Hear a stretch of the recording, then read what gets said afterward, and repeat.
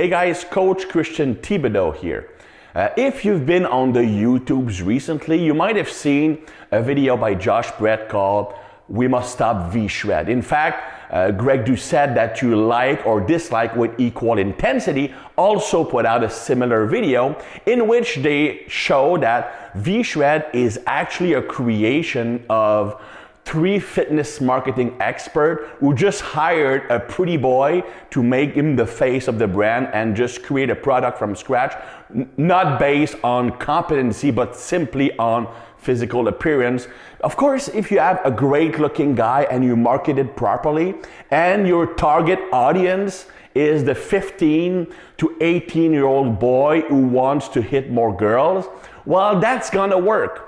So note to self, get some earplugs, get my hair and nose done, and probably get that penis reduction surgery I've been wanting to do because that thing is really annoying sometimes. Anyway, I decided to embark on the crusade myself to save all of humanity from bad training programs and ineffective supplements. I am not doing this to gain more subscribers or sell my own program.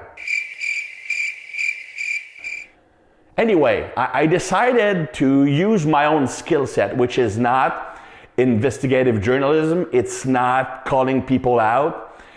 It's basically being a high quality strength coach. I've been working in this field for over 20 years. I've trained athletes in 29 different sports, from amateur athletes all the way to Olympians, pro athletes, professional bodybuilders, as well as just the average Joes. I've been writing programs for a long time, and my skill set is understanding how training works. So what I did was buy a training program from V-Shred, and I decided to analyze it so that you guys can know if his programs are shit or if they actually can potentially work, if they're smart or not. So that's what I'm about. This is what this video is going to be about. I'm going to look objectively at his program, his clean bulk training program, and tell you if it's smart, if it's dumb, if there are mistakes, or if you can go for it and gain from that program. What I did was buy one of V-Shred's program. To give him a puncher's chance, I actually decided to buy his only real muscle gain program, his clean bulking program. Most of his programs are actually fat loss plans, which is not unusual from a marketing standpoint because, well, you know what? If you want to use before and after pictures as your main marketing strategies, might as well go with a fat loss program. Because if you go with a muscle growth, even if you have a very effective program, in 90 days, for example, you're not gonna build the amount of muscle that makes a dramatic visual difference in how you look in pictures, okay? In person, it's different. But if you lose, let's say 10, 15 pounds of fat and you have abs, then those pictures, even if you did not gain muscle, will actually look very impressive. So from a marketing standpoint, you will go mostly with fat loss programs. The issue is that most online fat loss programs are based on the exact same approach, which is give enough volume to kill an adult elephant, and the survivors will actually look decent because they will have whittled away all that fat, but it disregards that most people won't actually be able to complete the program because it's excessive, but you're gonna still have one or two good before and after stories from those who were genetically endowed and were able to succeed in surviving the program. With a muscle gain plan, technically you have less chance of creating stupid programs because it's more basic. You don't overload people with crazy amount of volume. So I gave him a puncher's chance there. So just a general overview of the program before I start analyzing what are the biggest weaknesses, biggest issue with the program. Well, it's a 90 days plan, which is fair. It's pretty common for online training programs. There's no phases. Basically, the exercises are the same for the whole 12 weeks. It's the same program. The only change is that the number of reps will rotate for 3-week cycles. So you have low reps, moderate rep, high reps, then it goes back to low reps and so on and so forth, repeating over that 90 days. It's 6 days a week training program using a push-pull leg split. Now, right off the bat, many of you might actually have some red light flashing from what I just said. But let's go a bit deeper and look into what I consider to be the biggest mistakes made in that program. The first thing that jumped at me when I looked at the program was that it essentially looked like just a list of exercises to which you apply the same sets and reps like overall. Something that would take anybody who knows a little bit about training about 5 minutes to do. I mean, just write down 5 exercises for each of your workout and then just select the same number of reps for everything, okay? So that's not programming, it's very simple, okay? It doesn't always work. The problem arises when those sets and reps you decide to use for everything across the board simply doesn't make sense for some exercises that you selected in your list of movements to do. And in the program, you have several examples of this. First, you have here, you're gonna have dumbbell lateral raises, dumbbell rear delt raises, and dumbbell flies done for sets of 4 to 6 reps. Now that's first of all illogical because these are not strength movement. They are isolation exercises you use to really focus on the quality contraction of a muscle you want to isolate, and heavy loading is not really effective for that. But that's not even the real problem. The real problem is that such heavy loading and low reps just do not work for these exercises. I'm going to explain why as quickly as I can, okay? You have several mechanisms to stimulate muscle growth. You have muscle damage, which requires a fairly high amount of muscle tension, and stretching the muscle fibers while they are contracting. If you're stretching a muscle fiber that is not contracting or under load, you will not create muscle damage. The actual contraction or the stretching are not enough by themselves, they must occur at the same time. So let's say I'm doing a bench press while the muscles are contracting, and when I lower it down, it's still contracting while I'm lengthening the fiber, creating the muscle damage. That's the first mechanism. And when you look at lateral raises, for example, that doesn't occur because in lateral raises, when I'm here, the muscle is contracted, it's under load, it's tensed. But as I'm lowering it down, I'm stretching, I'm lengthening my fibers, there's actually no tension here. From here to here in the lateral raise, there's essentially no resistance. So when the muscle fibers are lengthened, when you are stretching them and creating that damage, if you are under load, in the lateral raise, nothing happens because there's no loading there. Same thing with the rear delt exercises. It's just not an exercise that works with muscle damage.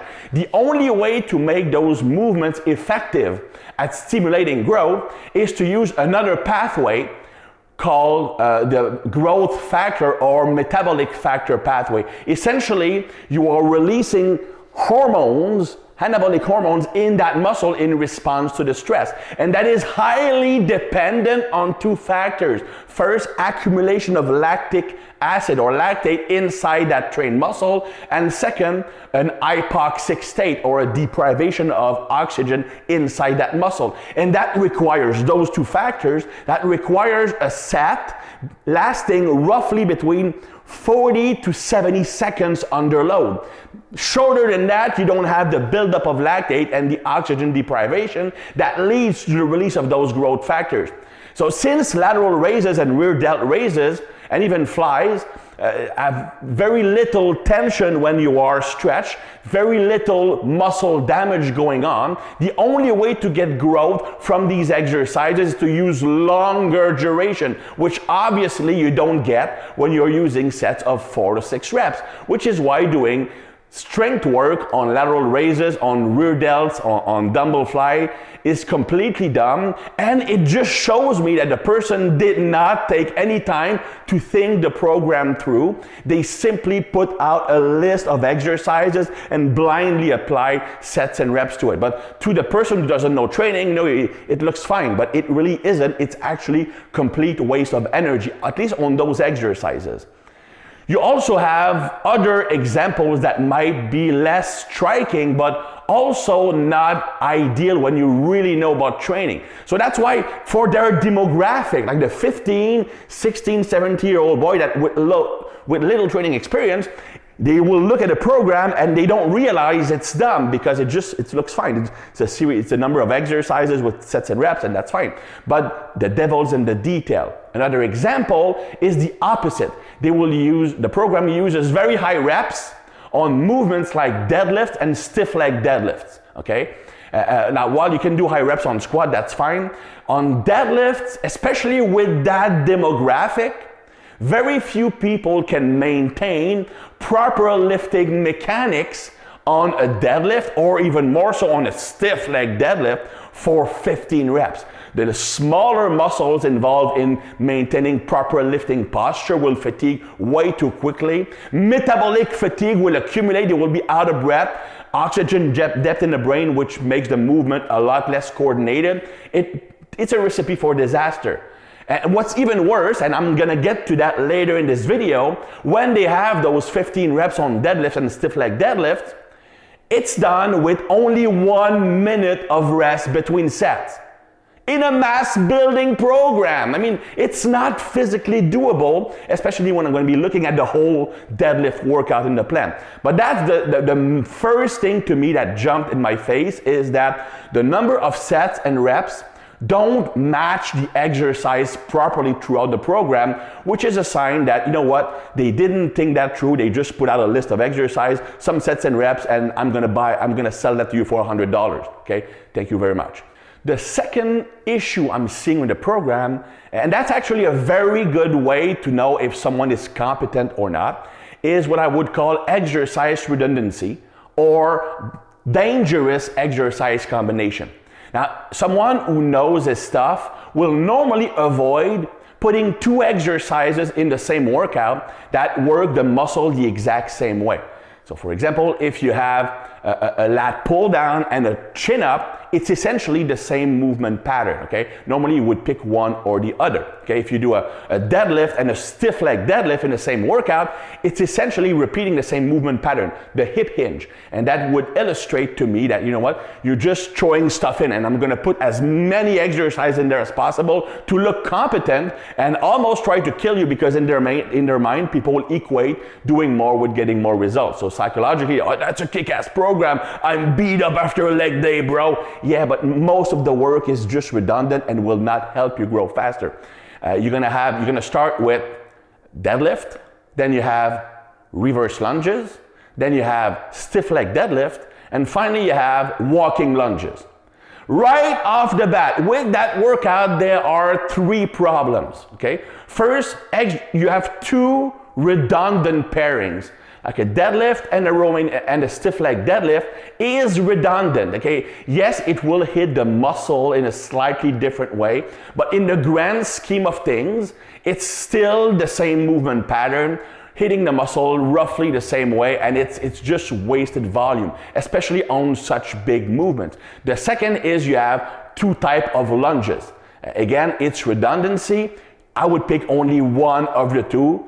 If that means alternating or changing the exercise from phase to phase, that's fine, okay? But doing both in the same workout is redundant. Then you look at the order of exercises. I'm gonna do walking lunges, okay? Which is very hard for coordination, very hard for balance. I mean, most people without a lot of training experience, ask them to do sets of walking lunges, and they will be wobbly most of the time, not being able to properly stimulate the muscles because they are mostly focused on not falling down than really focusing on that good muscle contraction. I have nothing against walking lunges, but it's the end of the lunge progression. You have like 4 different exercises to go through before you're ready to do walking lunges efficiently. Now, that's not only the only problem, putting walking lunges, that's fine. But you know what? It's put after deadlift, after reverse lunges, after stiff leg deadlift. Your back, your legs, the small muscle that help you maintain that posture will be completely fried by the time you are on walking lunges. I mean, you're gonna look like you're exercising on the Titanic when it's going down. It's not gonna be pretty, especially for people with very little training experience or who've been training only bicep for a while. Now, I will give V-Shred the benefit of the doubt in that that he might know that his demographic don't do legs. So they will just skip that day, but still, it's a stupid workout. I mean, nothing in that workout actually makes sense, especially on those weeks where you do 6 sets of 15 reps with 1 minute rest. Okay, you're gonna be doing deadlifts, 15 reps per set, 1 minute of rest, 3 sets, then lunges where you do both legs. Again, if you've trained people in the gym, you know that lunges will take it out of you more than anything because you have to do both sides. So you're not doing 15 reps, you're doing 30 reps with only 1 minute of rest. Then you go on to stiff leg deadlift and then walking lunges. Dude, I wouldn't even do that workout and I can take on volume, okay? I would actually pay to see V-Shred do that workout as it's written with any decent amount of weight. I would pay to see that live, not with outtakes and, yeah, I rested 1 minute, bro, while he's not even wearing the same shirt. Anyway, okay. So that's an example of redundancy in a workout or using dangerous exercise pairings or order. Another issue would be seen in the pulling workout, okay? Where you have pull-ups. Now, I have nothing against pull-ups. It's a great movement if you can do them properly.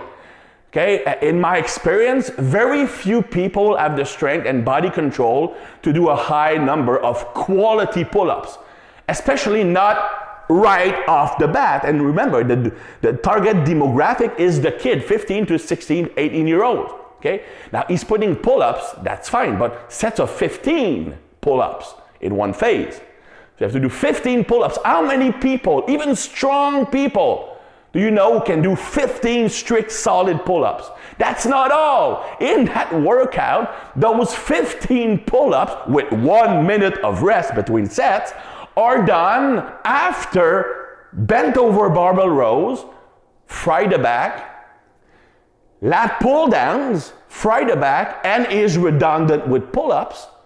And seated row, you have, by the time you are on pull-ups, you have no forearms, no grip strength left, and your back is shot. And you're asking them to do 15 pull-ups with 1 minute of rest. Dude, that's the perfect proof that the program is written by someone who has never trained anybody in a gym. The next issue, and I mentioned that briefly a moment ago, is the use of very short rest intervals. Not only that, it applies to every exercise in the program. Deadlift, 1 minute. Squat, 1 minute. Bench press, 1 minute rest. Barbell curl, 1 minute rest. Seated calf raises, 1 minute rest. I mean, anybody who has ever trained seriously in the gym or has trained people know that, you know what? You don't recover at the same rate from a set of 15 reps on deadlifts than a set of 15 reps on curls. There's a metabolic factor involved that, like, after 15 reps on deadlift, you're out of breath. After that 1 minute, you're not ready to go. On curls, it might be doable. But on deadlift, on squat, even on bench, that will lead to suboptimal performance. In fact, you look at a study by Dr. Schoenfeld that mentioned that it compared short versus longer rest intervals, 1 minute rest versus 3 minutes rest, and the group using 3 minutes of rest had greater gains in strength and greater gains in muscle growth. So really, by giving you set rest of 1 minute, it's really suboptimal rest period. Now, in the heavy days, the 4 to 6 reps, he does give you 2 minutes. But still, that's not a lot when you're lifting heavy on big compound movement. But to me, that's not even a problem. And if you're doing like a fat loss program, I could see like a logical justification for that. I wouldn't use it, but it can be justifiable. But during a muscle gain program, it's suboptimal. But more importantly, it just once again illustrates that the program is just something that was put on the corner of a table by someone who doesn't really know about training and has never trained anybody. Nobody in their right state of mind would tell you to rest the same time between a set of deadlift and a set of curl. It doesn't work like that. So to me, that's just another clear sign that the program was written by someone who has no knowledge of being in the gym actually training people. The next problem with the plan It's probably not the worst of them all, but to me, it still further confirms that the program was essentially created on the corner of a table in 5 minutes by someone who has no experience training people in real life. And that is the repetitiveness of the workouts. Essentially, over the course of the 12 weeks of the plan, you are using the exact same exercise prescription and the same workouts. Sure, you have some variation.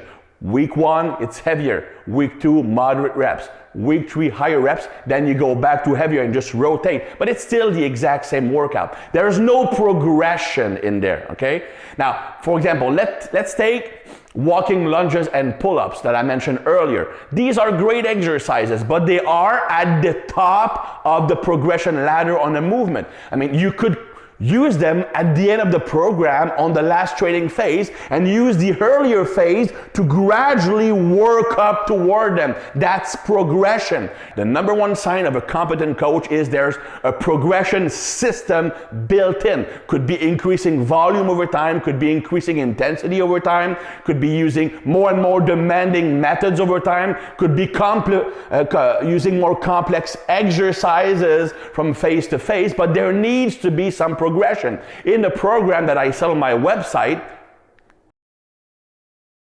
I use normally phases lasting 3 to 4 weeks, in which each week you change the reps or the sets to create some form of greater stimulus as you're increasing in experience and in strength and conditioning. And then afterwards, when we switch phase, we use completely different training methods. And the methods are actually gradually increasing in demand. But when you get more advanced, there need to be some form of progression built in the plan. And when I don't see that, it just tells me that, you know what, that coach has not thought his program through. It's just a list of exercises and just some reps and sets thrown in there to make a quick buck. That's the issue with those repetitive workouts. It just shows a lack of effort and not really trying to create something that will be effective for most people and over the long run. It basically is kill you right now and keep killing you for 12 weeks. Those who can actually survive will see decent results, but I'm not gonna show you the 95% who had to drop out because they're injured, they're run down, they're burned out, and they lost motivation. That's the strategy they're using. Basically, they're using the same strategy that the Bulgarian Olympic weightlifting team used. They basically use an inhumane amount of training 3 days a week, maxing out every day. 95% of the athletes broke down, but those who finished showed great results simply because it's basically a way to make the great genetics come to the top. But to me, a great program is a program that will give great results to everybody, not just those who would get results from doing any program.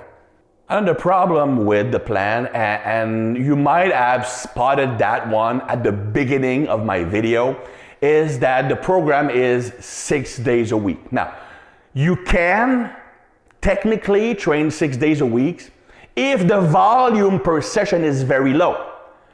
But when the volume is fairly high, 15, 20 sets per workout, and the intensity is high, and the demands of each workout are high, like doing sets of 15 reps on deadlifts with 1 minute rest, with two variation of deadlift, 2 variation of lunges.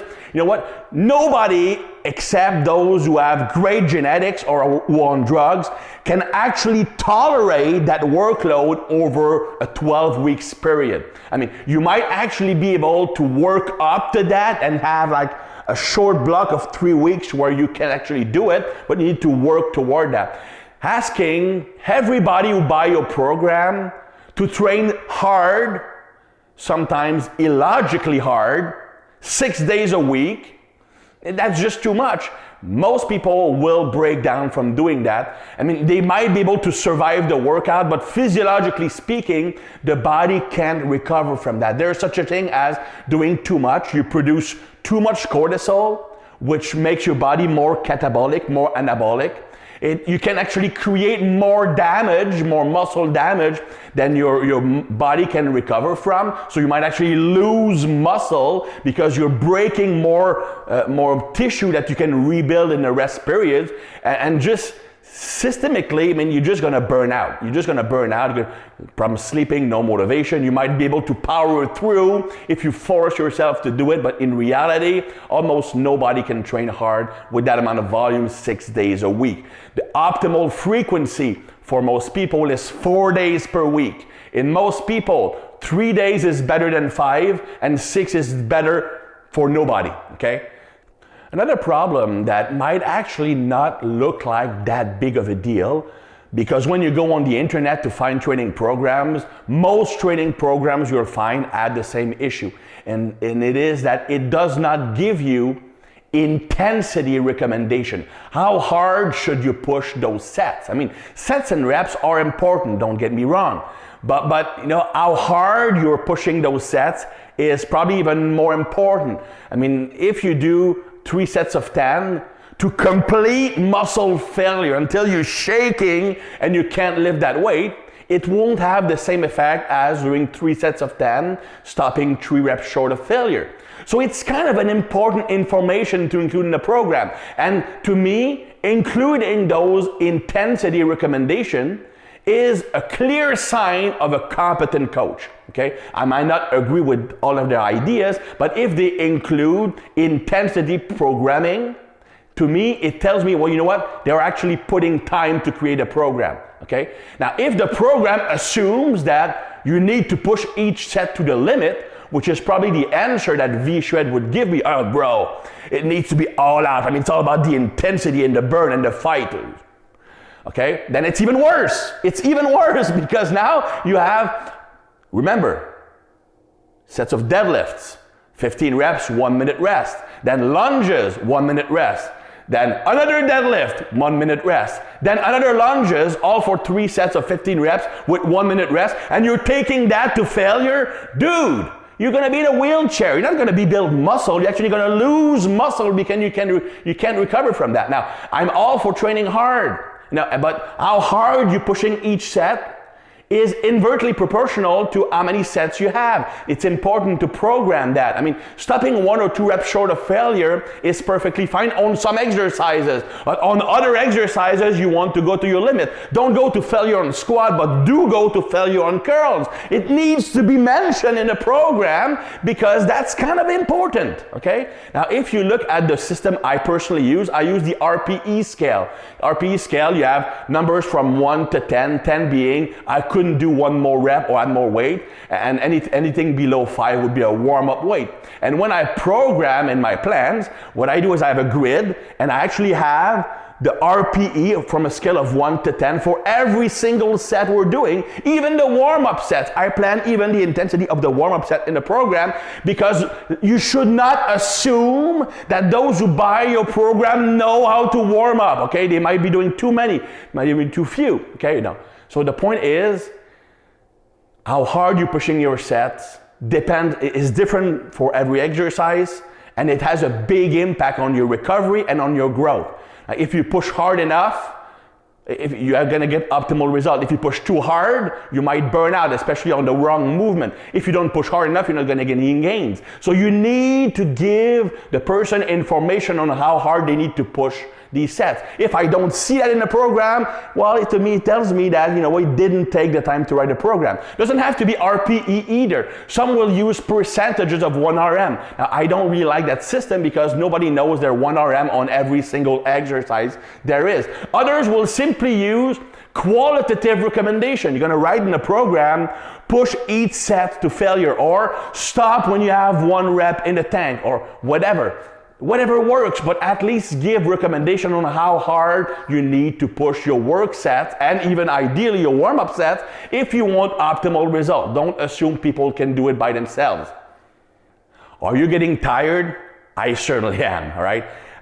So let's get on to the last few points here. The next one is, well, in the program, there is no recommendation on how you should be performing your repetitions. And that's also kind of a big deal. I mean, doing your reps, 10 reps like this, or 10 reps like this, doesn't have the same effect, okay? If you do your reps like this, no tension during the eccentric, very little muscle growth, your set lasts 10 seconds, 20 seconds, no metabolic factors either. But if you go like this, it might be so slow that you have to use lighter weight, not ideal either, okay?